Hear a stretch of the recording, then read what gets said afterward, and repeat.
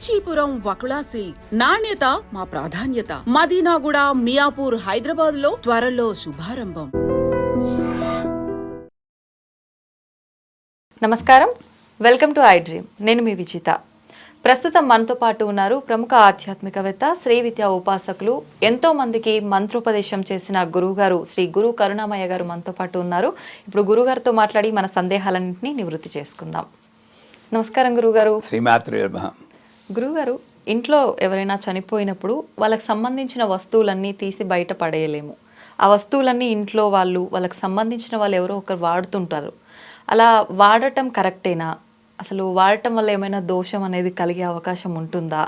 లేదు, మన మనిషే కదా, మనిషి మనలో లేకపోయినా వాళ్ళ వస్తువుల ద్వారా మనలో ఉన్నారు అని అనుకుంటున్నాము, ఆ భావన కలుగుతోంది, తప్పేముంది, ఇలా అనుకోవచ్చు అంటారా గురుగారు?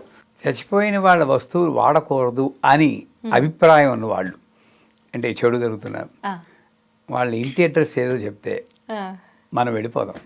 వాళ్ళ నగలన్నీ ఉంటాయి కదా, అవి బయట పడేస్తారు, అవి తీసేసుకుందాం. ఎందుకంటే మరి వాళ్ళది వాడకూడదు కదండి. నీది ఎక్కడ వస్తుంది? వాళ్ళ బట్టల దగ్గర వస్తుంది, ఇంకో దగ్గర వస్తుంది, ముట్టుకోకూడదు అంటున్నావు. అసలు దీంట్లో ఏమీ అసలు స్థానమే లేదు ఈ ఆలోచనలో. ఒక మనిషి ఒక జీవి, ఆ జీవి ఒక దేహంలో ఉండి ఎన్నాళ్ళు ఉంటారో వెళ్ళిపోతారు. మనకి మరణం అంటే భయం, చావు అంటే భయం. ఆ 10 రోజులు ఎవరిని ముట్టుకోకూడదు, తగలకూడదు, ఇవన్నీ ఏదో డిసిప్లిన్ కోసం పెట్టారు. అందరితో ఆగకుండా వాళ్ళు మరణించే వాళ్ళ వస్తువులు వాడకూడదు అన్నది కూడా అవుతుంది. వేసుకున్నామే అనుకోండి, ఏమి శక్తి వస్తుంది? అక్కడ ఏం లేదు, వెళ్ళిపోయింది ఆ శక్తి. ఆ రకంగా చూస్తే చనిపోయిన వాళ్ళ వస్తువులు వాడడంలో ఏమీ తప్పులేదు. ఎందుకంటే మీరు కాశీ వెళ్ళారనుకోండి, ఆ చచ్చిపోయిన వాళ్ళ బట్టలు దుప్పని తీసి ఇంకోటి దాన్ని తీసి కప్పేసుకుంటూ ఉంటాడు. అక్కడ వాడు బాగానే ఉన్నాడు, వాడి జీవితంలో వాడు బాగానే ఉంటాడు. ఇక్కడ ఉంటుంది అంతా భయము అనేది. సో ఒక రకంగా చూస్తే ఈ బట్టల వల్ల వాటి వల్ల ఎనర్జీలు ట్రాన్స్ఫర్ అవుతాయంటే నేను నమ్మను. నా పర్సనల్ అభిప్రాయం అడిగారు కాబట్టి చెప్తున్నా. కాకపోతే ఒక మహానుభావుల వస్త్రం నేను ధరించినప్పుడు వాళ్ళ వస్త్రం నేను ధరించాను కాబట్టి వాళ్ళ గుణగణానికి అనుగుణంగా నేను నడుచుకోవాల్సిన బాధ్యత కూడా నా మీద ఉంటుంది. అంటే చచ్చిపోయిన వాళ్ళ వస్తువులు వాడచ్చే. ఇప్పుడు మా నాన్నగారు లేరు, మా నాన్నగారి వస్తువులు కొన్ని నేను వాడతాను. వాడినప్పుడు నా యొక్క అభిప్రాయం ఏంటి? నా నాన్న నాతోటే ఉన్నారు అని ఒక ఆనందం వస్తుంది. పైగా మా నాన్నగారు ఎలాంటి జీవితం గడిపారో, పొదుపుగా, ఎవరి దగ్గర పైసా అప్పు లేకుండా అది ఆ కళ్ళజోడు ఏదైనా పెట్టుకుంటే నాకు అది గుర్తొచ్చి సాధ్యమైనంత కంట్రోల్ చేసుకోవడానికి ఖర్చుని అప్పుడప్పుడు ప్రయత్నించాను. ఆ రకంగా వాళ్ళ మంచి గుణగణాల్ని నేను గుర్తు చేసుకోవడానికి ఒక పరికరంగా మనం ఉపయోగించవచ్చు. ఒకటే అమ్మ, మనం ఒక సిద్ధాంతాన్ని పాటిస్తే పూర్తిగా పాటించాలి. అవును గురుగారు. మీరు ఇందాక చెప్పినట్టు వాళ్ళ వస్తువులు వాడకూడదంటే బంగారము, వెండి ఇవన్నీ కూడా ఎవడు వాడకుండా బయటికి దొరికేయాలి. అలా కాకుండా అవి వాడచ్చు, బట్టలు వాడకూడదు అంటే వాటికి తప్పు లేదు. పోయిన వాళ్ళది ఆ కర్మలన్నీ వెళ్ళిపోతుంది, అప్పటితో వెళ్ళిపోయింది. వాళ్ళ గుర్తుగా నేను మైండ్లో ఏదో సెంటిమెంటల్గా పెట్టుకుని వాడుకుంటే వాళ్ళకి గౌరవంగా వాడుకోవచ్చు, తప్పులేదు. లేదా వాళ్ళ పేరు మీద ఇంకో అనాథ తరణాలనుకో ఎవరికో లేని వాళ్ళకి డొనేట్ చేసేయచ్చు. అది కూడా వాళ్ళ పేరు మీద ఒక భక్తిభావంతో చేయాలి. కానీ అది ఉంటే నాకేదో చెడు జరుగుతుంది. ఉన్నన్నాళ్ళు ఓహో అని పూజించావా, వాడు వెళ్ళిపోగానే అది ముట్టుకుంటే నాకు చెడు. ఎక్కడుందమ్మా ఇందులో న్యాయం? ఆ మనిషి వెళ్ళిపోయాక బట్టల్లోకి చెడు వచ్చేస్తుందండి? లేదు. నిజంగా వాడు మంచివాడు అయితే బట్టల్లో కూడా మంచివాళ్ళు ఉండాలి, మంచితనం ఉండాలి. ఎక్కడో ఆలోచనలో పొరపాటు ఉంది. అంచేత రెండే మీకు పరిహారాలు చెప్తున్నాను. ఒకటి పరిష్కార మార్గాలు, ఒకటి మీరు ధైర్యంగా వాళ్ళని గుర్తు చేసుకుంటూ, మా నాన్నగారు మా గురువు గారి బట్టలన్నీ నేను వేసుకుంటాను, ఆయన వెళ్ళిపోయారు, అది ముట్టుకున్నప్పుడు గురువు గారే కాగలించుకున్నట్టు ఉంటుంది. ఆ భావంతో పర్ఫెక్ట్ వేసుకోవచ్చు. లేదా ఇంకోళ్ళకి దానం ఇచ్చేయండి మొత్తం అంతా, అంతే, ఇంక్లూడింగ్ ఇవి. అది సాధ్యం కాదు గురువు గారు. చేయమనండి, మరి మీ వాళ్ళు ఒకటే రూల్ కదా. దానం ఇచ్చేస్తే వాళ్ళు బతుకుతారు.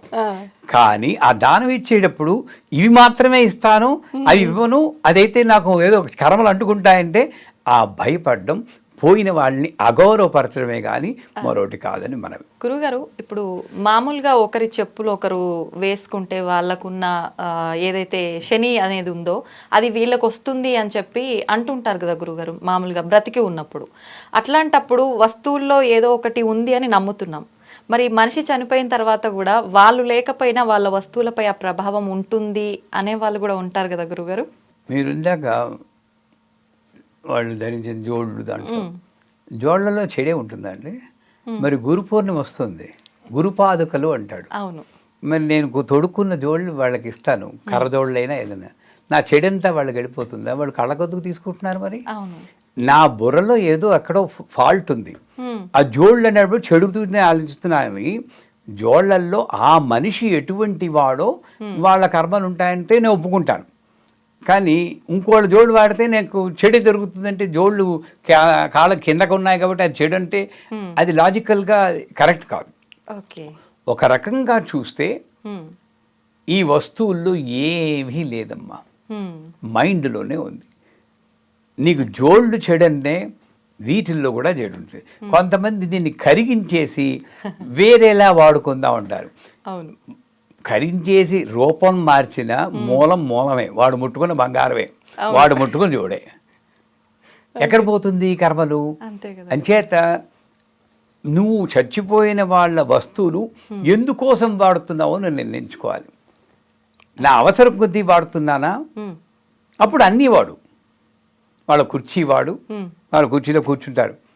ఎన్ని వస్తువులు పారేస్తారమ్మా? ఆ వ్యక్తి ఇల్లంతా సంచరిస్తారండి. డైనింగ్ హాల్ కుర్చీలో కూర్చొని భోజనం చేస్తారు. ఆ కుర్చీ విసిరి, మంచమే పడుకుంటారు, మంచం విసిరి, ఇవన్నీ విసిరితే నువ్వు ఒక్కదానే ఉంటావు ఇంట్లో. ఇది కాదు.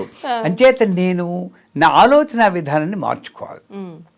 ఎయిదర్ దానివల్ల నాకు చెడే వస్తుంది, చావు అంటే చెడు అనుకుంటున్నావమ్మా, అక్కడే వచ్చింది పొరపాటు. నిజమే గురుగారు. కానీ హోమ్ కమింగ్ అంటారు మా గురువు గారు.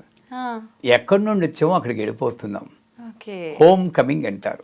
అందుకే పుట్టిన జీవి పుట్టగానే ఎందుకు ఏడుస్తుందంటే, అబ్బా దూరం అయిపోయాను అమ్మ నుండి అని ఏడుస్తుందేమో అని అనుకోవాలట మనం.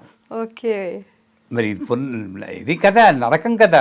లోపల గర్భంలో 9 నెలలు కూర్చుని బయట నొక్కుకుపోతూ బయటకు వచ్చి ఊపిరి అందక అది ఎంబిలికల్ కార్డు కట్ చేసేస్తే భయం వేసి నెల బతుకుతానని ఈ స్థితి నుండి మళ్ళీ వెనక్కి వెళ్ళిపోయిన హోమ్ కమింగే కదా అది. వాడికి వెళ్ళిపోయిన వాడికి ఆనందంగా ఉంటుంది.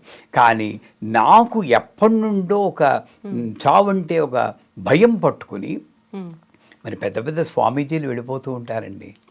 వాళ్ళ పాదరక్షలు, వాళ్ళ కాళ్ళ జోడు, స్వామి రామ మ్యూజియం అక్కడ కాలిఫోర్నియా ఉంది, వెళ్ళి చూసాం. అవన్నీ కూడా చూసి దండం పెట్టుకుంటున్నారు. కొంతమంది వాళ్ళ శిష్యులు వాడుకున్న వాళ్ళు ఉంటారు. మరి ఈ సిద్ధాంతం పెడితే వాళ్ళు వాడుకోకూడదు కదా. నేనేమనుకుంటున్నాను, చచ్చిపోయాడంటే వాడి నుంచి చెడే వస్తుంది అనుకుంటున్నాను. అది మనిషిని బట్టి ఉంటుంది కానీ చావు బట్టి ఉండదు. నీ ఓన్ వ్యక్తిని నువ్వు ఎవరినైతే ఇన్నాళ్ళు ఎవరినైతే గౌరవించావో వాడు వెళ్ళిపోగానే వాడి చెడ్డ ఎలా అవుతుంది వాడి వస్తువులు అంటే ఆలోచన విధంలో తప్పే కానీ ఈ పద్ధతులు ఏమీ తప్పులేదు, శుభ్రంగా వాడుకోవచ్చు. నిజమే గురుగారు, మీరు చెప్పింది మార్చుకోవాల్సింది ఆలోచననే, అది మార్చుకోవాల్సింది. ధన్యవాదాలు గురుగారు.